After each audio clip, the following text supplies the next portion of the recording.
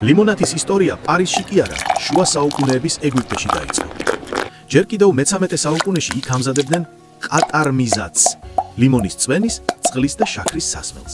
მაგრამ ოფიციალურად ლიმონათი პარიზში დაიბადა 1630-იან წლებში. ლეგენდის თანახმად, მეფის მერიქიფემ მეფეს შეცდომით ღვინის ნაცვლად ლიმონის წვენი მიართვა, მაგრამ სწრაფად დაამატა წყალი და შაქარი. სასმელი იმდენად პოპულარული გახდა, რომ 1676 წელს პარიზში გაჩნდა მსოფლიოში პირველი ლიმონათის გამყიდველთა კომპანია და ლიმონათს პირდაპირ ქუჩებში ყიდდნენ. პარიზიდან ლიმონათმა მსოფლიო დაიპყრო. ის ამერიკის ბაზრობების საყვარელი სასმელი გახდა. მე-19 საუკუნეში კი გაზის გამოგონებასთან ერთად მისი ბოთლებში ჩამოსხმა დაიწყეს. ის უბრალო სახალხო სასმელი გახდა. მაგრამ 1887 წელს ქუთაისში აფთიაქარი მიტროფანე ლაღიძე სრულიად სხვა გზით წავიდა.